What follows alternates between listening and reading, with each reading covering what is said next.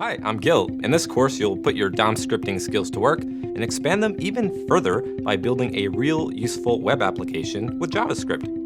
You're going to program an RSVP app that lets users enter names of invited guests and check names off once guests RSVP. You'll even code features for filtering and editing guests and removing guests from the list.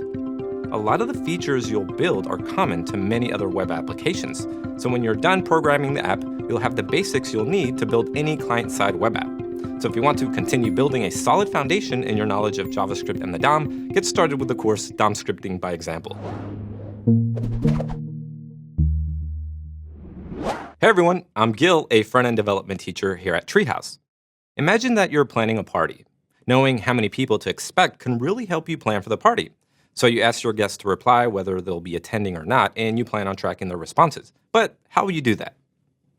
Let's look at a web application designed to help track party RSVPs. In fact, we'll be programming this app in this course. In the RSVP app, you can enter names in this text field, click Submit, and the names appear on the invited list. Once we hear from invitees, we can check them off, and the confirmed text and outline change color to show that it's been selected. We can then filter out the invitees who haven't responded yet by checking this checkbox. And if we enter someone's name incorrectly, we can fix it by clicking the Edit button, correcting the name, and saving it. Finally, if we need to remove a name, we can simply click Remove. We're going to build the application we just previewed using JavaScript. This will give you a chance to see how JavaScript can be used in a real useful web application. And on top of that, many of the features we'll build are common to many other web applications. So this course will help you build a solid foundation in your knowledge of JavaScript and the DOM. Now, I've already created an HTML starter file, so let's take a look at that now. And to follow along, launch the workspace for this video, or if you'd like to follow along in your own text editor, download the project files and open the directory named for this video. Let's get to it. So here's our starting HTML file, index.html. In the head, we have a title and links to the external CSS. Now, I've already written the CSS for this app, and you won't need to write any for this course, but feel free to take a look at it if you're curious. The body has a form with an ID of registrar, and we'll use this ID to select the form using JavaScript. Inside the form, we have a text input for a user to type the name of a guest and a submit button. Now, below the form is an empty unordered list element with an ID of invited list. This is where our application will place submitted names. Similarly to the form, the ID here will help us locate this UL element using JavaScript.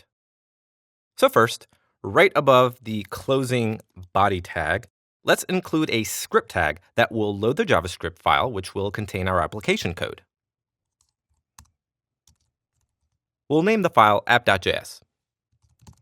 Now, this file, app.js, doesn't exist yet, so let's create it. I'll select New File and name it app.js. Now, usually at this point, I like to write a little log to myself in the console to make sure my two files are connected successfully. So in app.js, let's write console.log and the message, hello from app.js. So now I'll save my two files, launch the workspace, and in the browser, let's make sure DevTools is open. Now in the console, we should see that message, and there it is, hello from app.js. So now that we know index.html is loading app.js, let's switch back over to app.js and remove the console.log. In the next video, we'll write the code to accept names through the form and place them into the UL below. Whenever I'm faced with a large, complex project, I like to start with the first thing I can see that needs to be done. The smaller, the better. I program that, make sure it works, and move to the next task. So what's the first thing we can do here? Well, let's start by capturing the input from the form field. Then we can print it to the console. Let's take a quick look at index.html. And we know that the form's ID is registrar, so we can select the form by its ID, then get a hold of the input child element from there.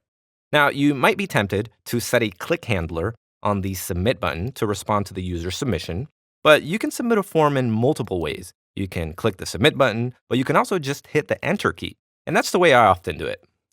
Now, to capture both methods of submitting, we can set a handler on the form itself. You see, forms have a special event called submit that we can listen for.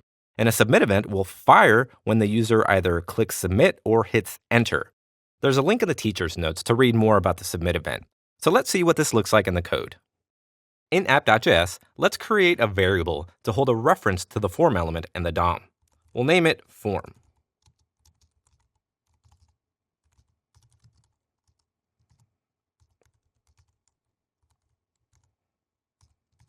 Now, you could also write this using the var keyword.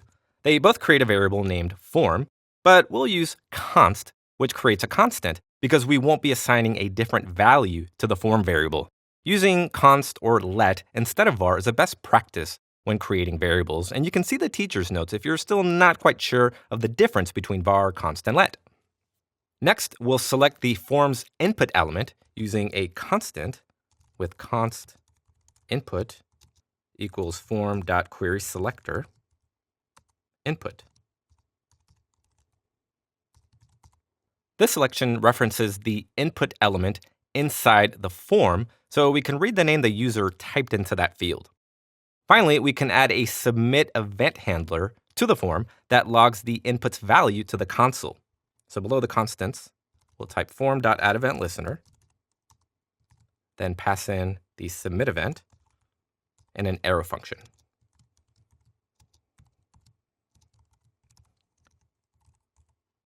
I'm using a JavaScript arrow function here to define the anonymous function, the handler function. And if you're not used to arrow functions, check the teacher's notes for information on this way of writing JavaScript functions. Now, to log the input's value to the console, type console.log input.value. Let's save this and see it in the browser. I'll refresh the browser and open my console so I can see the message print out. So now if I type something like Gil H and click submit, we should see it show up in the console. But what just happened here? The whole page refreshed when I clicked submit. And if we were looking closely at the console, you could see the name flash there for a fraction of a second before it cleared out again. So we see that the handler is working just fine, but something else is happening. The page is reloading when the form is submitted. This is the normal behavior of a form. When an HTML form is submitted, the browser sends the information to the URL specified by the action attribute and loads that URL as well, just like following a link. Well, for this app, we won't be sending this data to a remote server, and we don't want to leave the current page. So how can we prevent this from happening? Well, the DOM event object can help us with the prevent default method.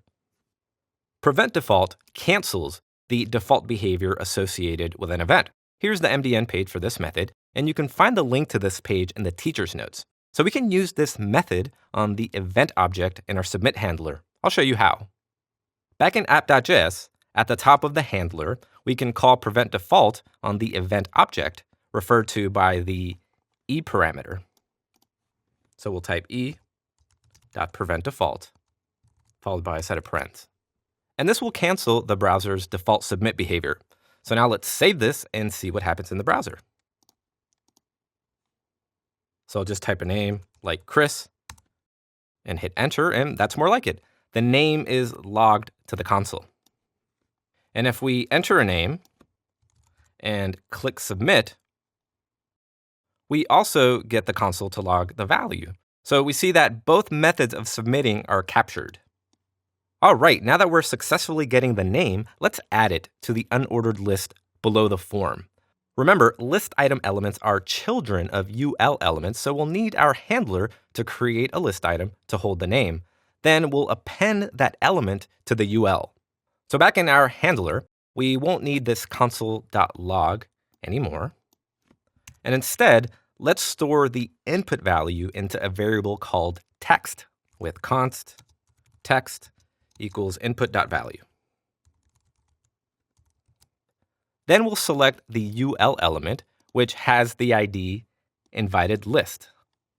We can select it with getElementById.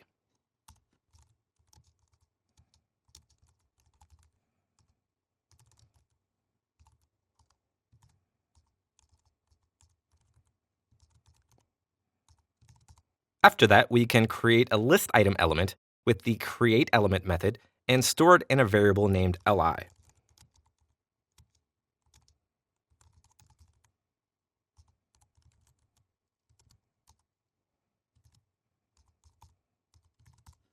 And finally, we'll use the appendChild method to place the list item inside the unordered list element.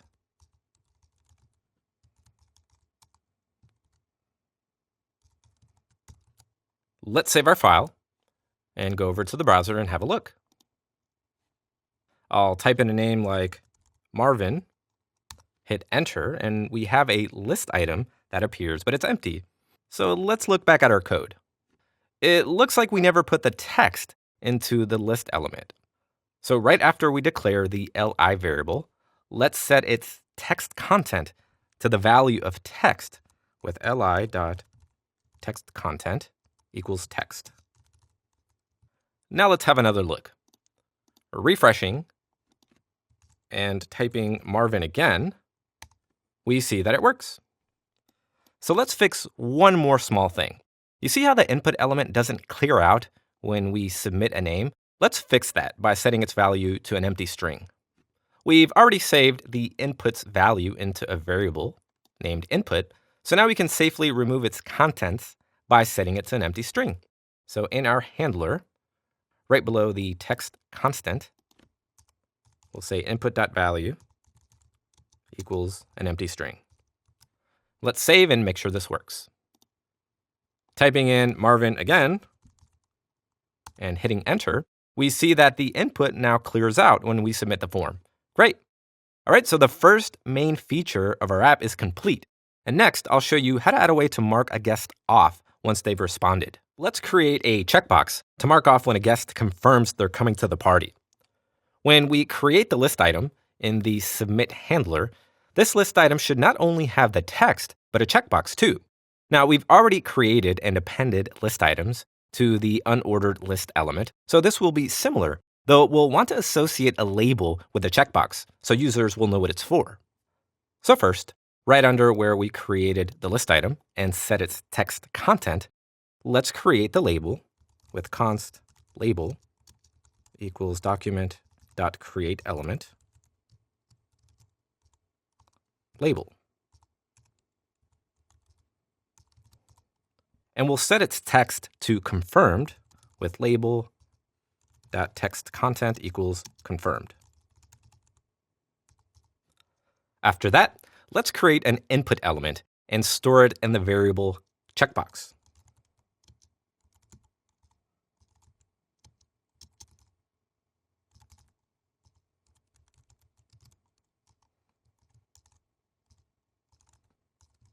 We can then set the inputs type to checkbox with checkbox.type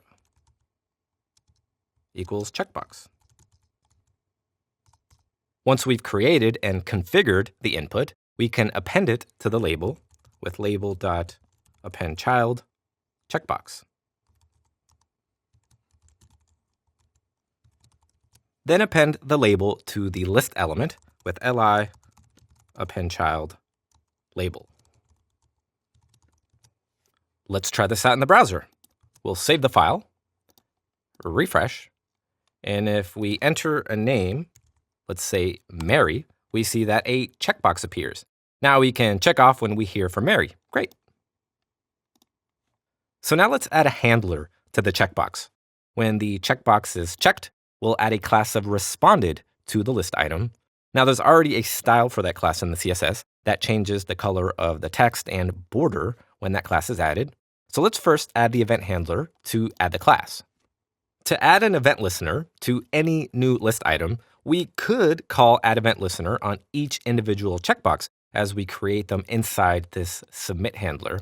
But we can also take advantage of event bubbling. That's when an event on one element bubbles up to its parent or other ancestors. So this means we can add the handler to just one element, the UL tag holding the list items and checkboxes. This leads to better performance and code that's easier to read and understand. And while we could listen for a click event on the checkbox to trigger our event, there's a better event to use with checkboxes, the change event. After all, we're not really interested in whether the box is clicked. we're interested in when the checkbox state has changed from unchecked to checked, or from checked to unchecked. So to call add event listener on the UL element, we'll need to select it first. But looking inside the submit handler we just wrote, notice that we've selected the UL here. Now, if you remember how JavaScript functions are scoped, you know we can't access variables from outside the function where they live.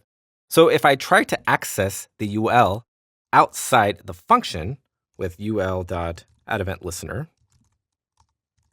it's going to be undefined.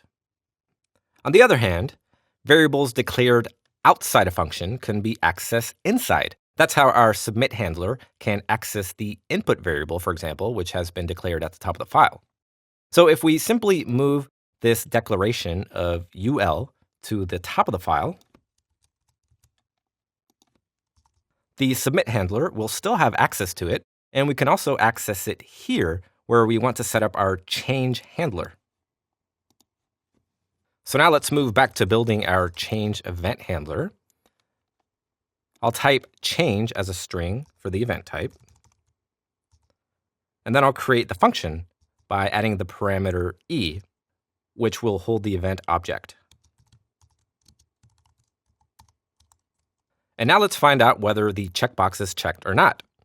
Checkboxes have an attribute called checked that is true when they are checked and false when they are unchecked. So let's just log that value to the console right now, and we can access the checkbox from the event object and its property target. So we'll type console.log e.target.checked. Over in the browser, if you open your console window, add a name to the list, and click on the box a few times, you'll see the values in the console. So we can use these values to set and unset the class on our list items. Moving back to app.js, you can delete the console.log, and now let's get a reference to the checkbox itself here on the first line of our change event handler with const checkbox equals event.target. Once we have the value of the checkbox, which will be true if the box is checked or false if it's not, we'll store it in a variable named checked.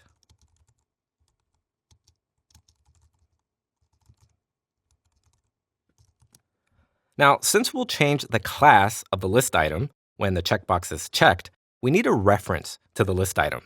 The list item is the checkbox's grandparent because the label is a child of the list item, and the checkbox is the child of the label. So we can traverse to the list item by calling parent node twice. That is, parent node once to traverse to the label element, and then parent node again to traverse to the list item. So I'll store that in a variable named list item. Then we'll say checkbox.parentNode.parentNode. Next, we'll set the class name of the list item to responded if checked is true, or remove the class if checked is false. Now, I just used the word if, so that's a good sign that an if statement will come in handy. So right below our constants, we'll add if and else blocks.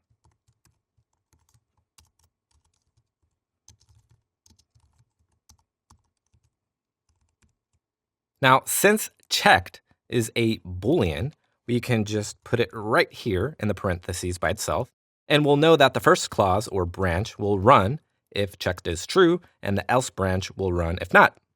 So we can use the class name property of list item to set the class accordingly. So in the if branch, we'll say list item dot class name equals responded. Then in else, we'll say list item dot class name equals an empty string. All right, so let's try this out. I'll save the file, refresh the browser, then enter a name and hit enter. And I'll add a couple more names just so you can see how this works. And now when I check and uncheck the boxes, you can see our styling is kicking in. Cool. So great, you've just added a delegated handler that marks guests off when they responded to our users' RSVPs. So now, what if we want to remove a name from the list? How would we handle that? Well, I'll show you in the next video. All right, so our app is really starting to take shape. So our next task is to provide a way to remove invitee names from the list. Let's add a remove button to each list item so that clicking the button deletes the name. Over in app.js, the first step we'll take is adding the remove button as a child of each list item, right below the label and checkbox we added in the last video. In fact, the code to do this will be so similar to the code we used to create, edit, and append the checkbox element. So I'll copy these 3 lines of code and paste them right below where we append the label to li. So in this new code, we'll change the checkbox constant to button and change the element we're creating to a button. In the next line, we'll change checkbox.type to button.type. And here, we don't need to change the button's type, but we do need to set its text content to be removed. So I'll change it to button.textContent remove. And we'll also change label to li because we want to append our button to the list item. All right, so now we've added a button to each list item. Let's save this file and test it out in the browser. So now when we add a name to the list, the remove button is added too.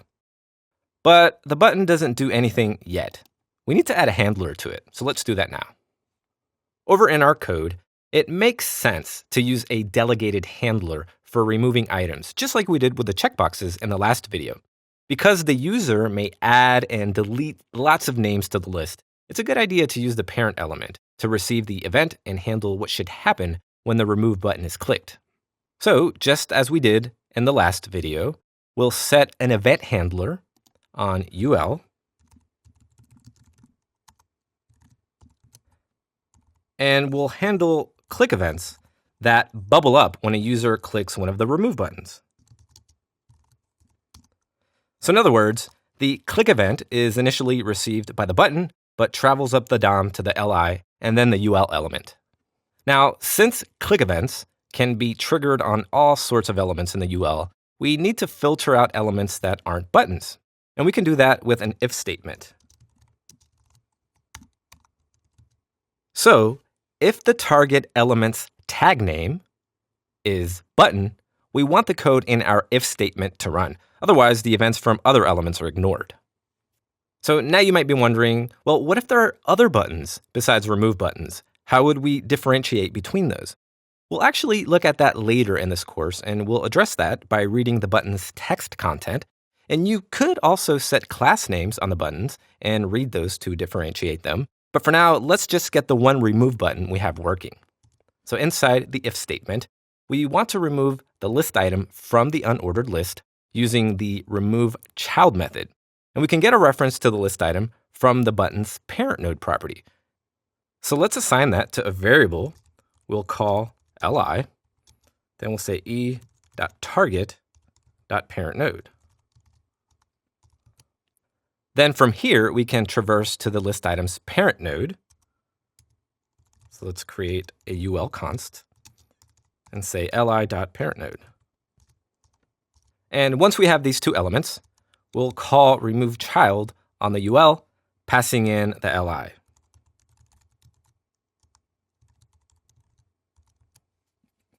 All right, let's save this and test it out in the browser and see if it's working. I'll just refresh and enter a few names. Let's say Joel, Alina, and Faye. And then let's try removing them. I'll click the remove button for Alina and Joel, and great, we see that it's working. So now let's just take a look at our submit handler at the top of app.js. And notice that it's starting to look a little long. That makes it more time-consuming to read and potentially more confusing for other people looking at our code. So if we break this code up into separate functions, for example, our code will be easier to read and understand. It'll also be more modular since we'll create small chunks of code that we could potentially reuse pretty easily. So let's think about how we could break the submit handler up a little. When the user submits the form, we cancel the browser's regular submit behavior and store the input value from the text field. Then we clear the input. Those actions are related to this submit handler, but notice the next section here. The lines here create a list item element, which is added to the DOM on the last line. So we could write a function that takes the text we want the list item to contain and returns that list item back to us. That would make this handler a lot simpler to read and understand. So I'm going to select these lines, so line 9 through 19, and cut them out of this function and use them in a new function. So first, right above the append child method, I'll write out a function name I think makes sense for this. I'll name it createLI.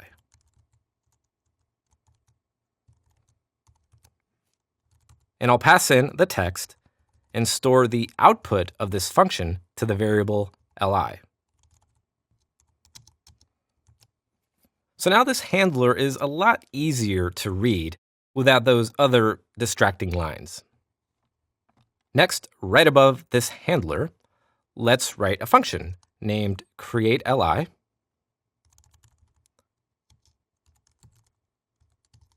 Passing in text as a parameter. And inside the function, we'll paste the code we cut out.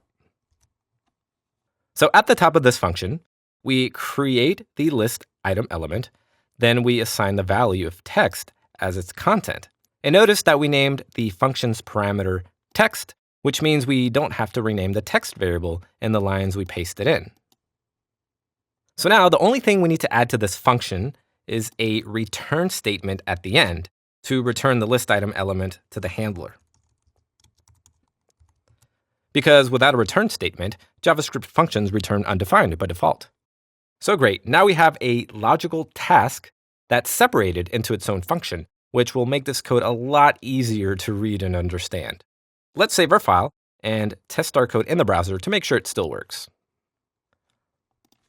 We'll add some names to the list.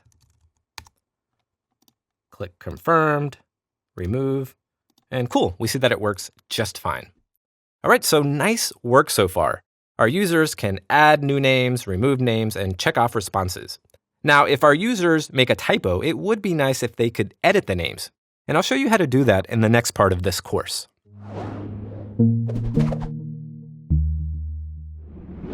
Our RSVP application has begun to take shape, but it's missing one key feature. Say a user added Joan to the RSVP list, but meant to type John. They'll need a way to edit the names they've added. Before we dive in and create this feature, let's think about how to accomplish this. Pretend you're a user for a moment. What would you look for to know you could edit this name? I, for instance, might look for a button next to it that says Edit. Clicking the button, maybe the name becomes a form field where I can edit the name. When I'm done editing the name, I would look for a Save button to click, and clicking this button would bring the app back to the initial state. There are two parts to this. We need an initial view and an editing view. And we need to give the user buttons to move between these two views. When they click the buttons, the code we write will alter the DOM to reflect the view the user has moved to. In other words, clicking Edit will remove the text element and add an input element, as well as changing the Edit button to be a Save button. And clicking Save will reverse those changes. So as JavaScript programmers, we'll need to write code to handle all these details. So in this video, we'll start by creating an Edit button for the user, then we'll replace and modify elements to move the list items between the initial and editing states. First though, let's just focus on adding the Edit button. We can add an Edit button to each li element by modifying our createLI function, and we'll add it before the remove button. Now the code we wrote earlier for adding the remove button is nearly identical to the code required for the Edit button. We need to create the button, set its text to edit, then append the button to the list item element. The edit and remove buttons will appear next to each other, so let's copy the 3 lines of code for the remove button and paste the new code above it. Now that we have 2 buttons, we need to rename these 2 constants to differentiate them. The edit button will be placed before the remove button. So we'll name the first button edit button and change the name in the 2 lines that follow as well.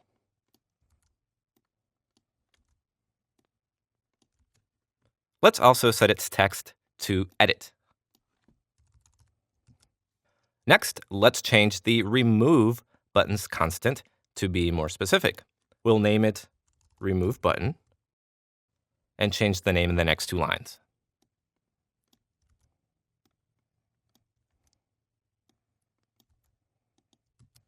Now let's save our file and preview our changes in the browser.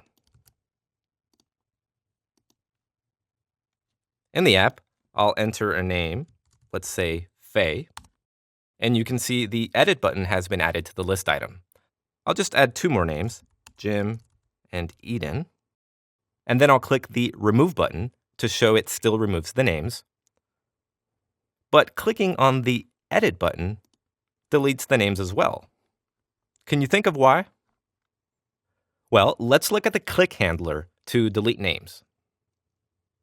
Remember, we placed it on the parent UL element, so it would catch any clicks inside that element. Then inside, we execute this code for any button clicks. Since the edit button is also inside the UL element, clicking it also triggers the code that deletes names. So since there are 2 kinds of buttons in the list items, edit and remove, we need our handler to distinguish between them. So let's wrap the deletion code in another if statement that examines the text content of the button.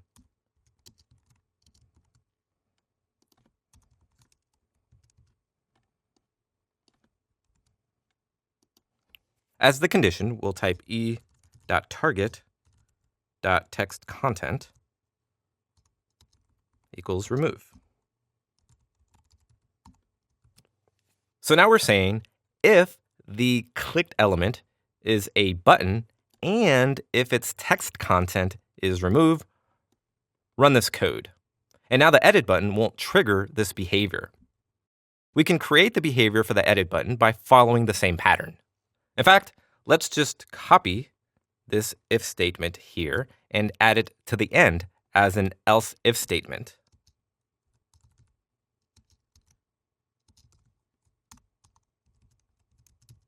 Then we can change remove to edit. And inside the else if block, let's just console.log edit for now. So now any buttons that receive clicks will have their text content examined. If the button text is remove, this code block will run. And if the text content is edit, this code will run. So let's see this in the browser. I'll open up my console and enter a few numbers just to generate some list items quickly. Let's say 1, 2, 3, 4.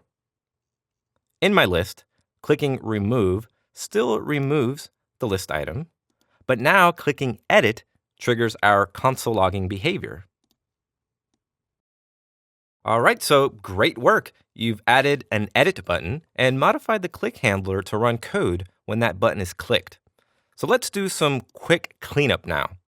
Since we're examining the event target in a number of ways, let's create a constant to make our code more readable. We'll declare the constant right under where we check the tag name. Now, at this point, we know the target element is a button, so let's call the constant button.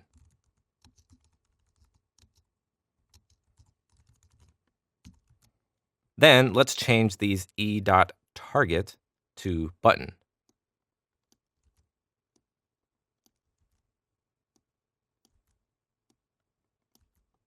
And now our code is easier to read. Now, that list item and parent UL element here are a big part of this application. It's likely that we'll need to reference these elements again, for example, in the edit button's handler.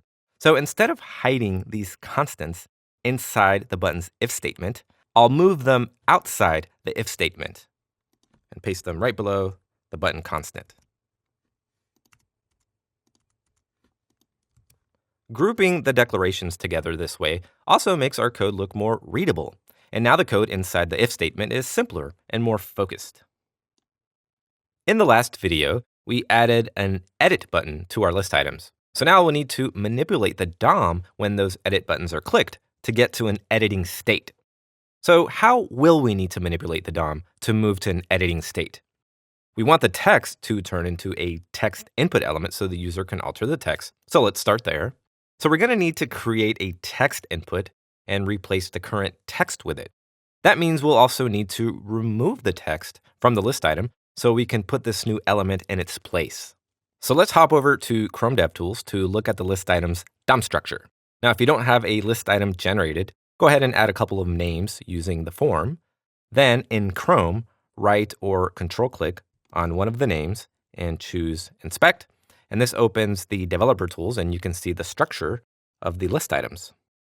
So notice inside the list item, we have a label and checkbox, then the two button elements. But what is the text itself? It doesn't appear to be an HTML element. Well, this is a text element, which is different from an HTML element. Text elements are accessed and manipulated differently than HTML elements. So to simplify the way we'll need to think about manipulating the text element, let's turn it into an HTML element. And we can do this by wrapping it in a span tag. Back in app.js, the first thing we'll need to do is modify the create.li function where the list items are being created. So let's copy this line that creates an input and paste it right below where we're creating the list item. Now I'll rename the constant to span and change input to span. Then instead of setting the list item's text content, we're going to set the span's text content with span.textContent. And finally, we'll append the span to the list item with li.appendChild span. Let's save our file, go over to the browser and refresh. In the text field, I'll enter the name Alina. And now over in the DevTools, you can see that the name inside the list item is now inside a span. Moving back to the edit handler in app.js, we can remove this console.log from the else if branch. And let's first select the span using the first element child property on the list item element with const span equals li.firstElementChild. Next, we'll create the input element we want to replace the span with.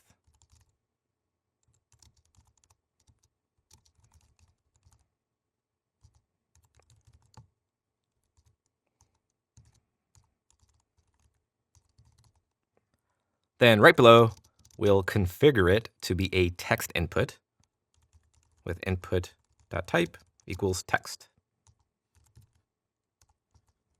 And now we can use the span to place the new input element into the DOM using insert before.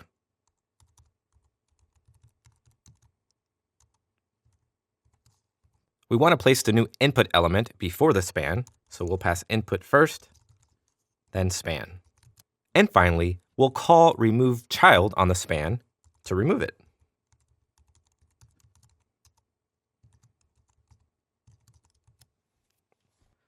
Let's save our file and see how this works in the browser. I'll refresh and enter a name. Let's say Francis. And then in the list item, once we click Edit and inspect the LI in the DevTools, we can see that we're successfully replacing the text with an input element.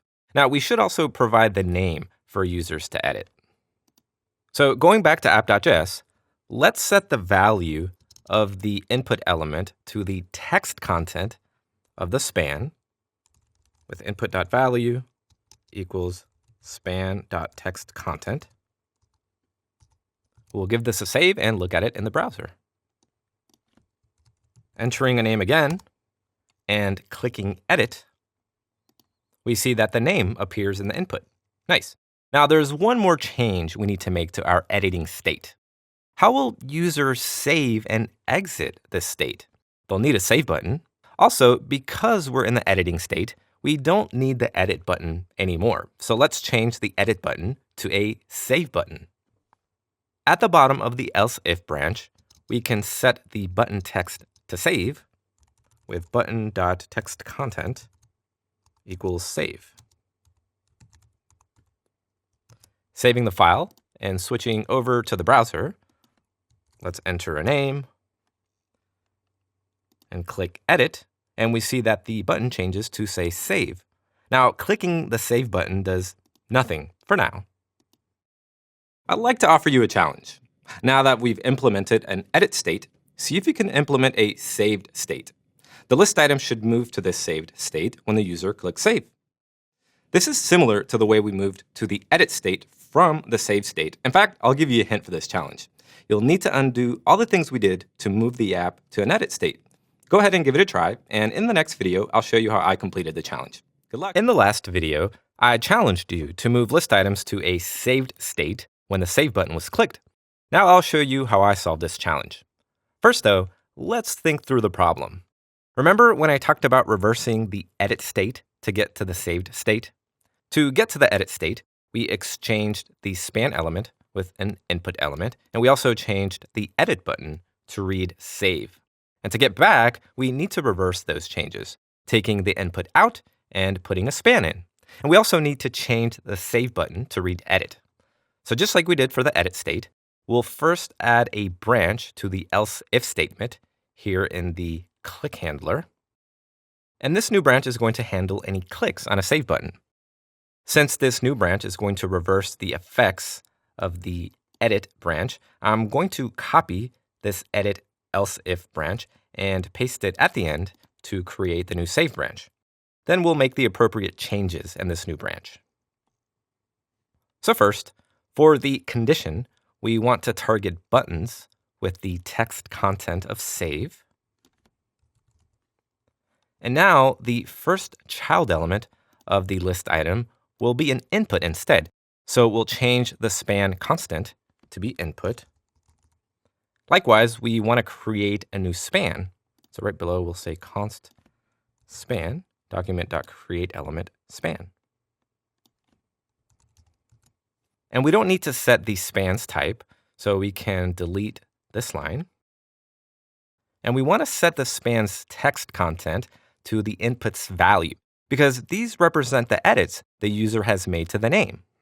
So we'll switch up this next line by putting what's on the left side of the equals or the assignment operator on the right and vice versa. So this is going to say span.textContent equals input.value.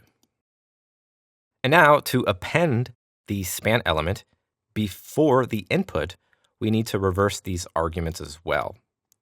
So we'll make the first argument span and the second argument input. Then we want to remove the input. And finally, set the text content of the button to edit. All right, let's try this out in the browser. I'll refresh the page and submit the name Dennis and click edit. So far, so good. So now I'll just change this to Denise.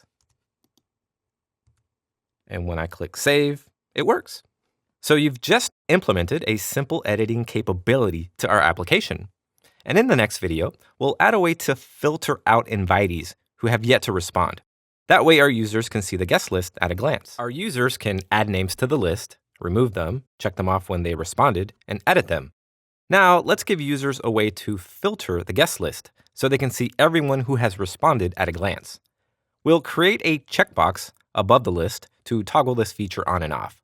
When the box is checked, we'll hide the guests who haven't yet responded and display only those who have. And when the box is unchecked, all invitees will be visible in the list. So first, let's add a checkbox to the page. But rather than editing index.html, let's add the checkbox and its behavior with JavaScript. Apart from a checkbox, we'll want to add a label to let users know what the checkbox is for, and we can do this with a label element. we'll place the label and checkbox in a div and append that to the page. So to plan where we want to put the div, let's take a look at index.html. And looking at the code, it looks like the best place to add the div is just before the UL element. So let's go into app.js, and at the top, create the 3 elements we want to use. We'll create the div first with const div equals document.createElement div. Then we'll create the label. Let's call it filter label.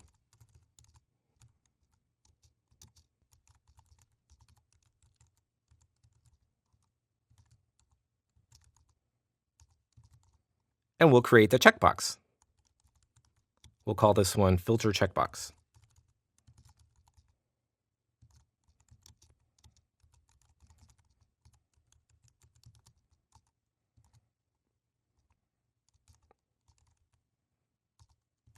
Next, under this, we want to set the label's text content to hide those who haven't responded. So we'll type filter label.text content. And since this string has an apostrophe in it, I'll switch over to using double quotes. So inside the quotes, I'll type hide those who haven't responded. And now we'll set the inputs type to checkbox with filter checkbox.type equals checkbox. And then we'll append the 2 elements, the label and checkbox, to the div. So first we'll say div.append child filter label. Then div.append child filter checkbox. Next, to insert this new div above the UL, we'll need to call insert before on the parent of the UL, which is the div with the class main. Now, we don't have a reference to the main div element yet, so let's select it. Now, the main div sits under the form in the DOM, so I'll place it below the form and above the UL.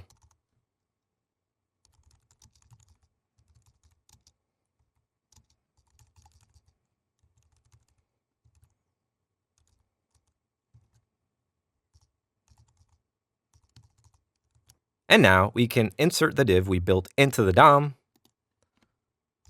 with main div.insert before. And we'll want to insert the div before the UL. So we'll pass div first, then UL. So let's save our changes and go over to the browser and refresh. And you should see the checkbox we just added. Now it's there, but it doesn't do anything yet. So for example, I'll add a name to the list and check the box, and it doesn't hide it. So let's fix that. Back in app.js, let's add an event handler to the checkbox. Now we already have a reference to the checkbox here in the filter checkbox constant. So let's use this constant to call addEventListener on right underneath where it was inserted into the DOM. We'll say filter checkbox .addEventListener. Now, checkboxes trigger a change event, so let's create a change event handler.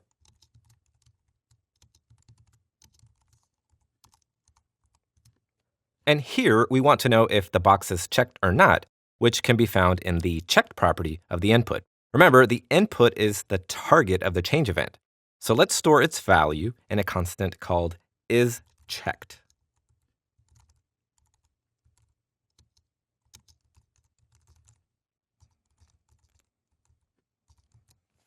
If the box is checked will be true, and if not, isChecked will be false.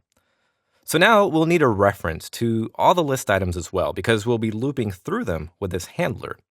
So we can traverse to them from the UL using the children property. So right below the constant, we'll type const list ul.children. Now, if you haven't seen this before, children provides a reference to a collection of all an element's children. So next, if isChecked is true, we'll want to hide invitees that haven't responded yet. And if it's false, we'll need to make sure all the invitees are displaying. This sounds like a perfect case for an if statement. So right below our constant, we'll write an if else, passing in isChecked as the condition.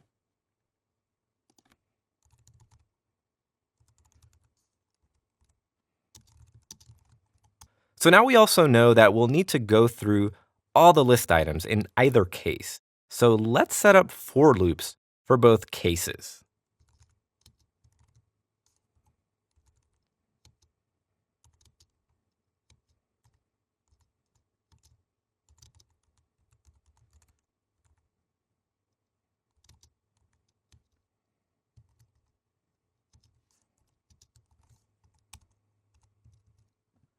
Now we can go ahead and copy this for loop and paste it inside the else branch.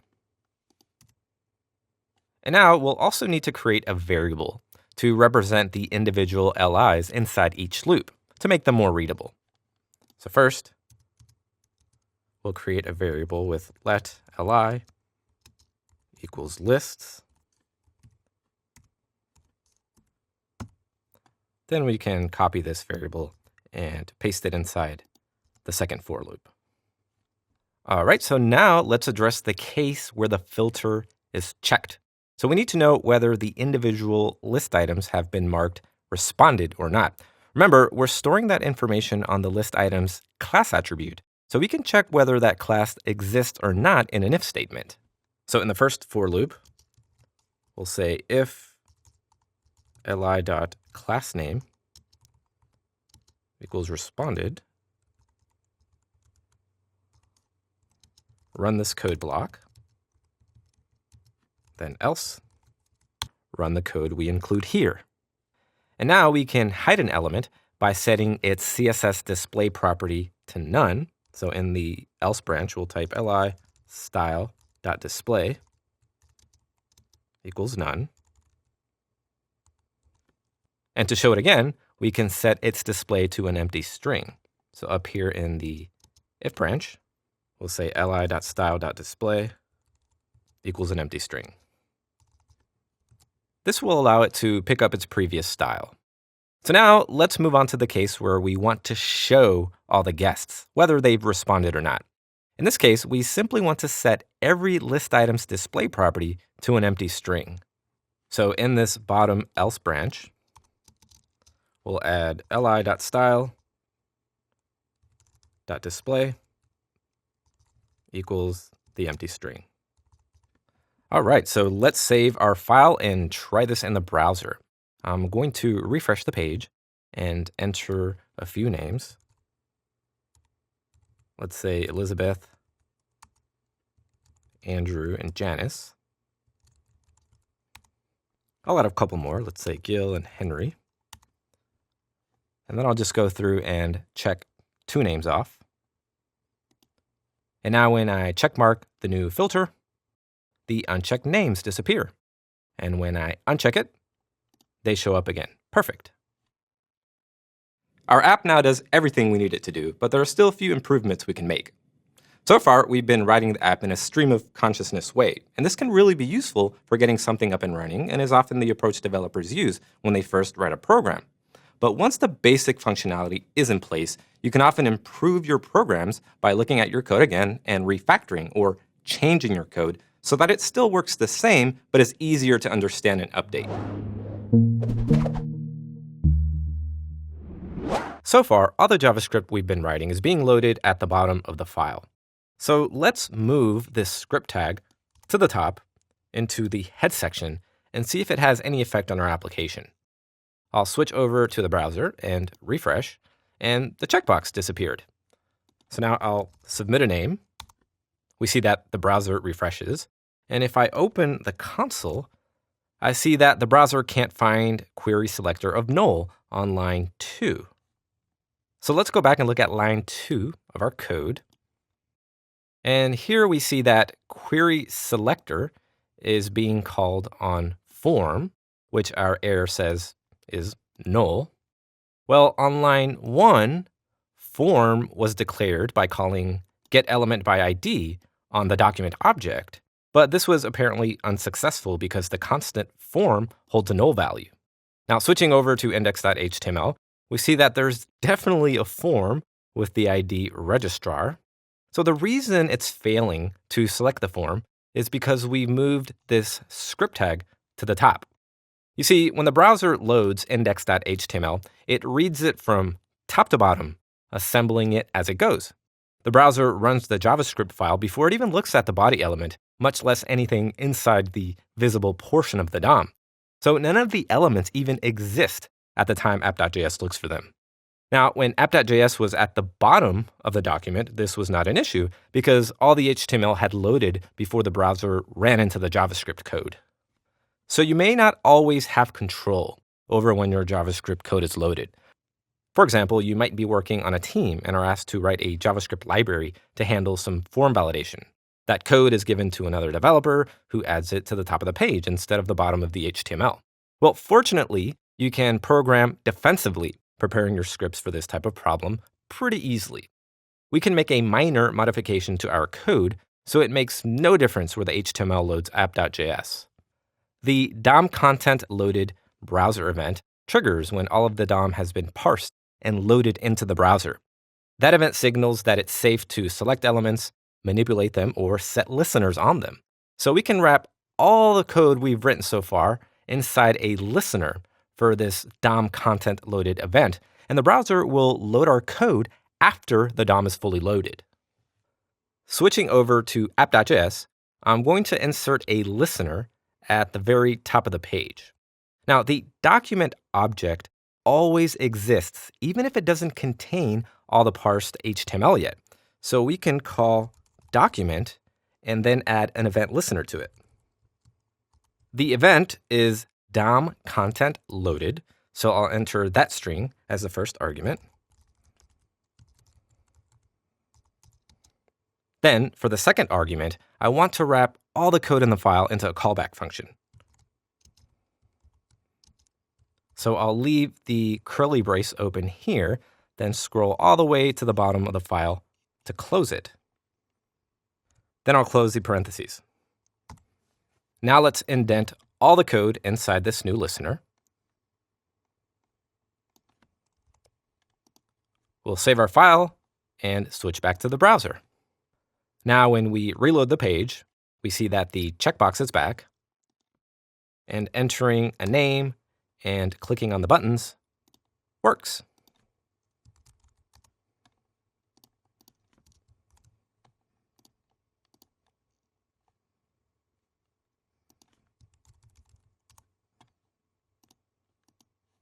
So what's happening now is the browser is loading the code, but it's waiting until the page is loaded before running our code against it.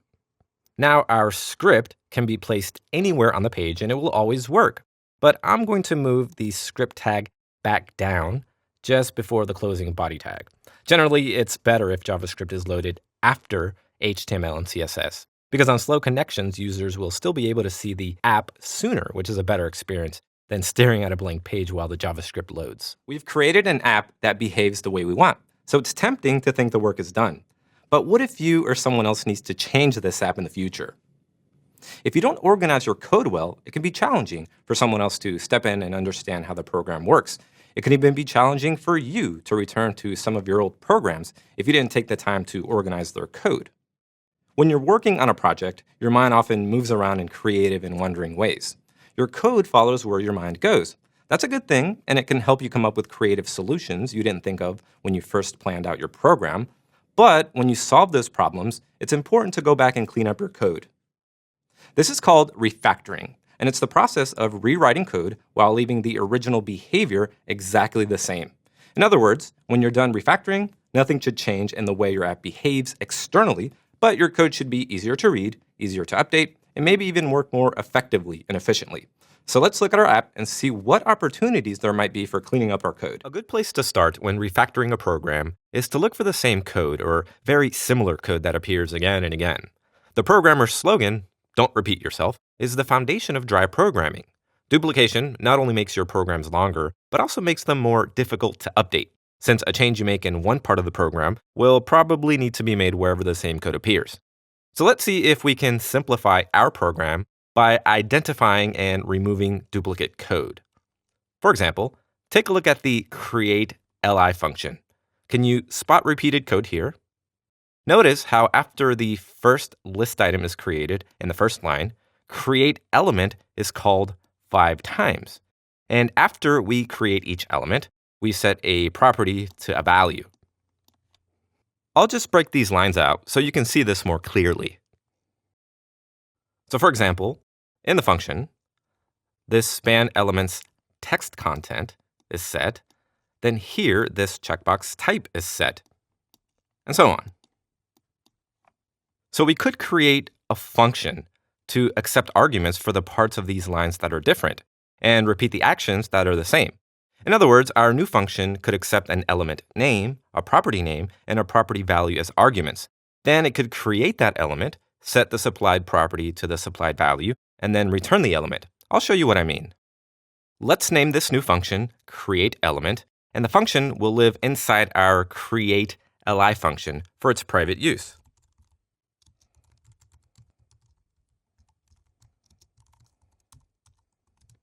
Next, let's copy and paste one of these two-line sequences into the function. So I'll copy the const span and span.text content lines.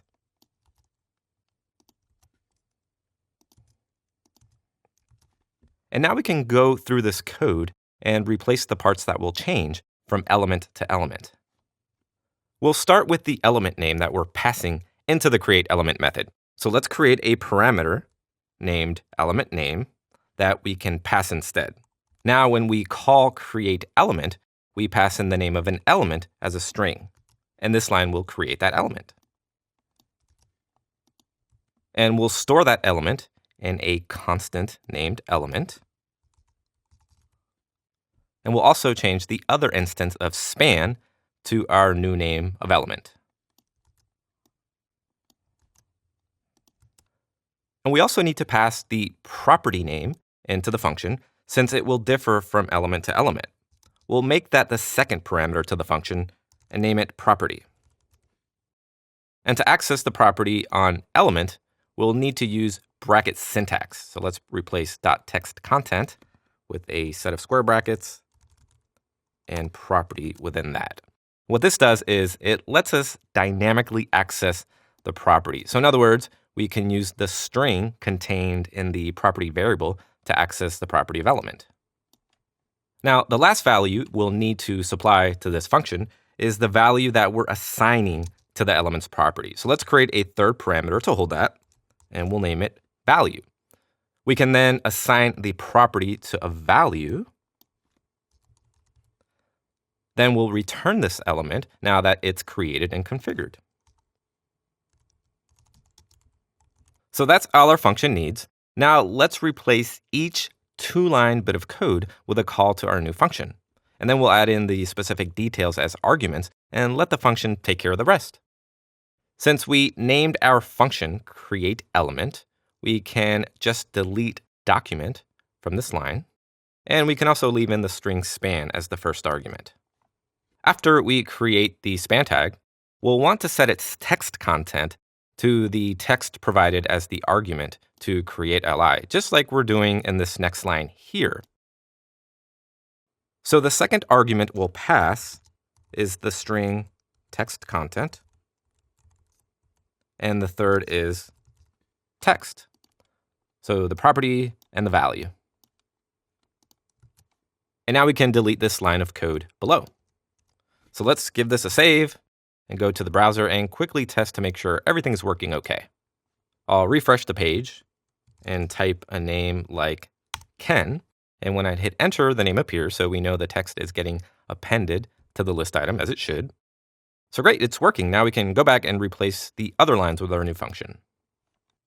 Next, for the label, I'll change it to just createElement and pass in label, text content, and confirmed as arguments. And now we can delete the text content line below it. And we'll do the same for checkbox, passing in input, type, and checkbox as arguments.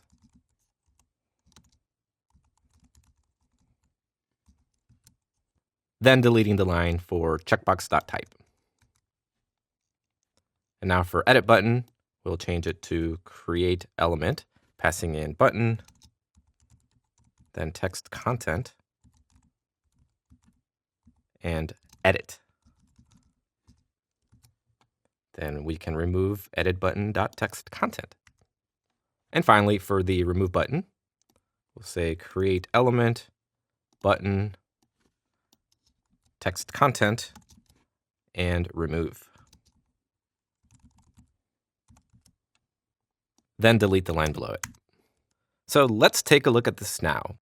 We've removed some of the lines from this code so far, but there is still some repetition with these calls to append child. So I'll add some space between the lines of code so you can see them grouped.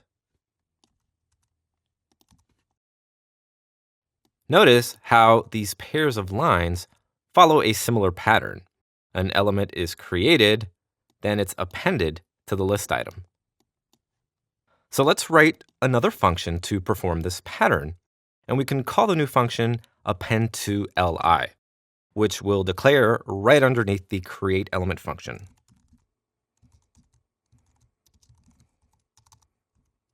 So now I'll just copy one of these patterns in as the body of the function, just to start. So here in the function, instead of span, we'll call this constant element, and we can replace span in the second line too with element. So now we'll need to pass in the values we want to call create element with. Let's add them in as parameters. And because they are the same parameters we call create element with, I'll simply copy and paste them in. Then we want to pass those same parameters into create element. So let's paste them in here as well.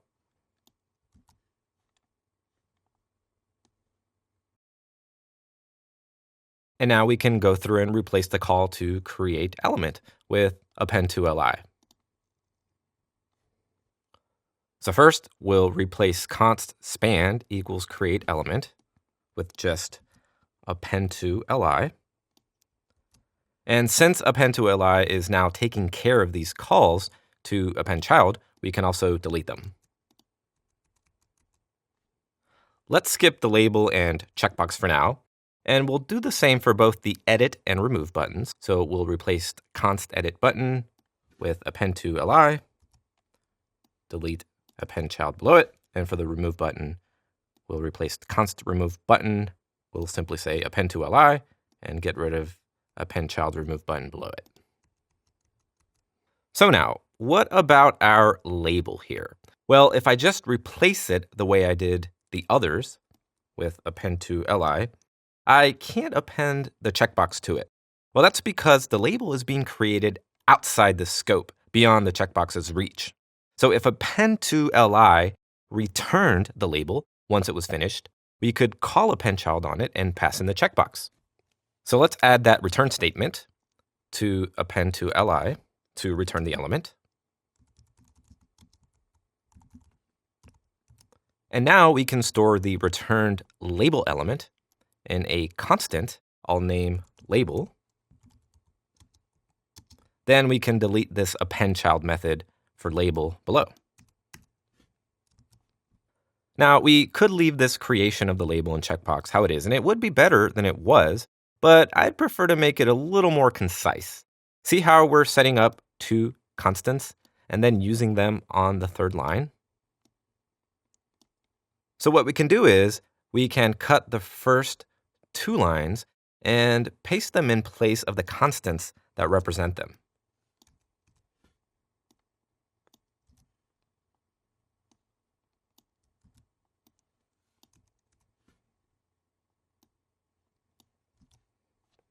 And I can even move this append child to a new line and indent it to show it's a continuation of the line above. Finally, I'll collapse these blank lines down again. And I find this more readable because each function name suggests what the code is doing. We append a label to the list item element, then we append a child to the label, which is an input we're creating. Let's save our changes and switch over to the browser and refresh and check to make sure this works. So in the text field, I'll type a name like Tommy and hit enter. And I see the checkbox, so I know it all works. So let's test it out. We click confirm. Let's click edit, save, and remove. And perfect. Everything is still working as it should be. Now, another benefit of putting that logic into the append to li function is that we could add other elements and change their order or edit their contents much more easily and intuitively. We just need to change how or in what order we call append to li. Well, that's one refactor done. So next, let's take a look at the click handler we built. And I think I see some room for improvement here. For our next refactoring project, let's see if we can clean up the click event handler. There's a complex if-else statement inside it that is a little hard to read. Each if statement examines the text content of a button that was clicked to determine which block runs. Now, you might know this is called branching because this is like a fork in the road in the flow of our program. The program will take only one of these three branches after it looks at the button name. So all the branches are fused together into a single block of code. So what if we put each branch into its own function? That way we could see the branches of the if-else block more clearly. I'll show you what I mean. First, we'll take the contents of the first branch here and cut it out and replace it with a call to the function removeName. Now, we'll still need to create that function. So right above the if branch, we'll add in function removeName.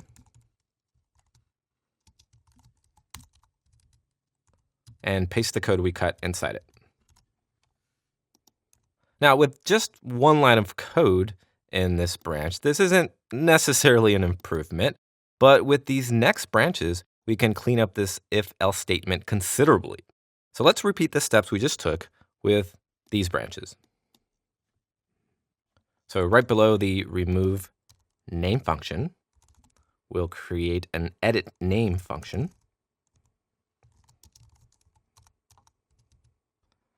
Then I'll cut the code inside this else if and paste it in our new function.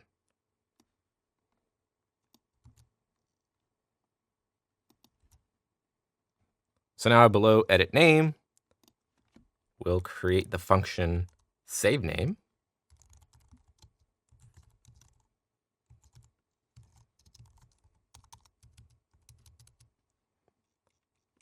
Then I'll go ahead and cut the code out of this else if and paste it inside saveName. So now in this first else if, we'll add a call to editName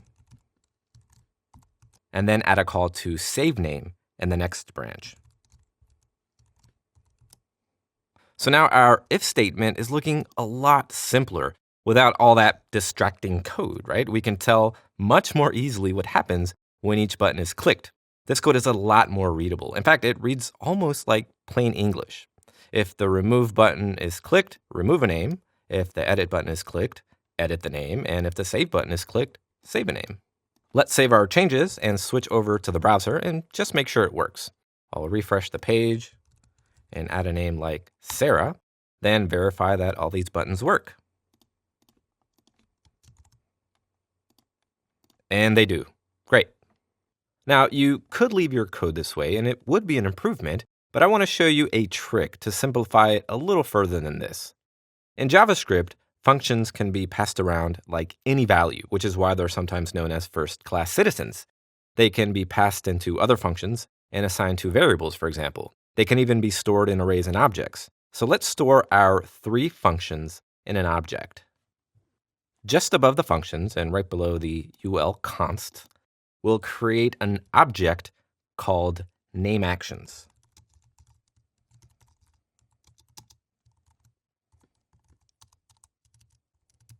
Then let's cut the remove name function and place it inside the object with the property name remove. And we can convert this to an arrow function to make this even more readable.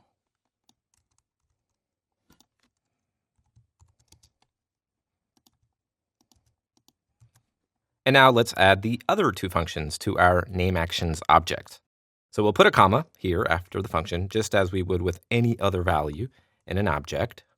Then we'll type a property called edit and cut and paste the edit name function in for the value. And I'll also convert it to an arrow function.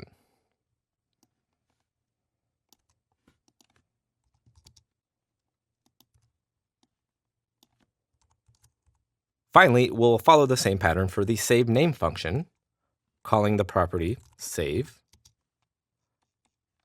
then cutting and pasting the functions in the nameActions object and converting it to an arrow function.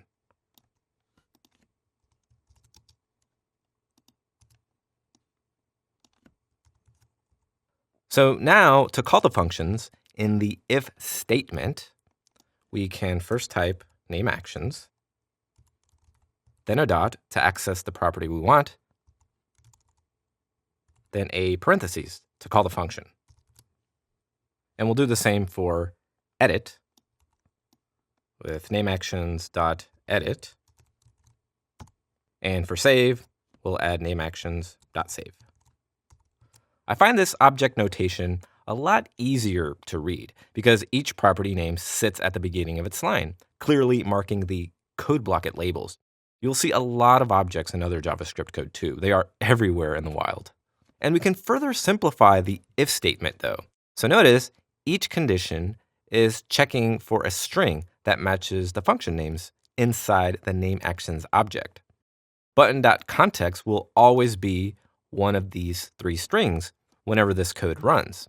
So we could just use the button's value to access the function names directly. To show you what I mean, I'll first create a new constant of action above the if statement to hold the value of the button text. And then I'll also replace all the conditions with this new constant.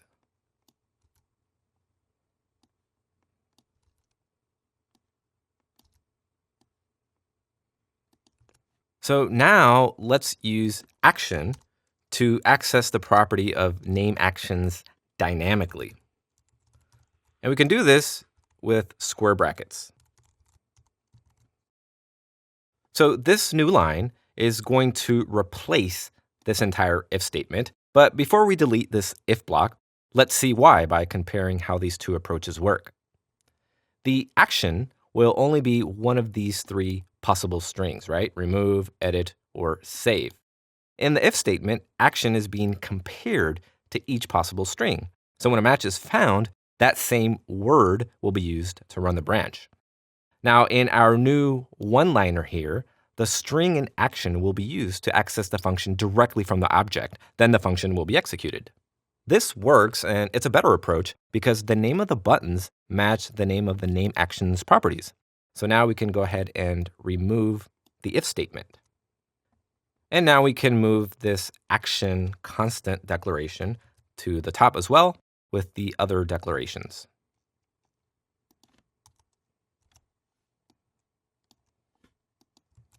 So now, looking at the code, it's a lot more compact and readable. Finally, let's add a comment here just to make sure we can tell what's going on in this line at the bottom.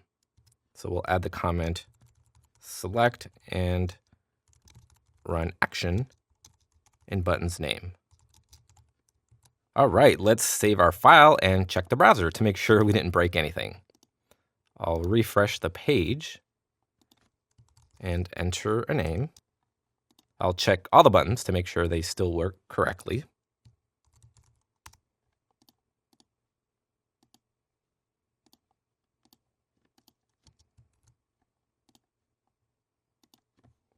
And great, everything is perfect. So now that we've refactored our project, any future edits we may have to make to the code will be easier. So for example, if we add a new button or remove an existing one, We don't need to add or remove branches from an if statement. It's just a matter of adding or removing functions from name actions. Speaking of feature edits, let's look at some ideas of improvements we can make to the app in the next video. Congratulations, you just wrote a JavaScript application. This RSVP app has a number of nice features that can help users manage party invitations. So hopefully this course got you comfortable with the basics you'll need to build any client-side web application. Now there's plenty of room to grow this application even further, and each feature you add will expand your skills even more. So I'd like to give you a few ideas for where to go next with this application. One topic we didn't cover in this course is validation. Validation is making sure any data a user submits to our app makes sense and doesn't break the app. For example, try to submit a guest when the form field is blank, and you'll see that a blank list item is added to the DOM. So it would probably be wise to reject empty strings from being added to the list of guests. Here in the submit handler, you could write a conditional statement to check the input for an empty string. And if users do submit an empty string, you could exit out of the handler. But a better action would be to alert the user what happened. And you can do this with an alert box or by appending this message to the DOM in some way. And once you've accounted for empty strings, you can also reject duplicate names. Now, the function of this checkbox seems fairly clear right now. If it's checked, this label is true, and if it's unchecked, the label is false. But you might decide it would be clear to the user if this label read confirm when it's unchecked, as if it were instructing the user to check the box to mark it confirmed. Then when the user checks it, the label could change to confirmed. Now, to implement this, you may have to do some research on a topic we've steered clear of in this course, and that is text nodes. Remember when we looked at first child and first element child, and I mentioned briefly that there are other types of nodes than HTML nodes? Well, the text inside the label is a text node, and you'll have to figure out how to target it to complete this task. I'm including a few links in the teacher's notes about text nodes if you want to learn more. So right now, users can only enter names and check them as attending or not.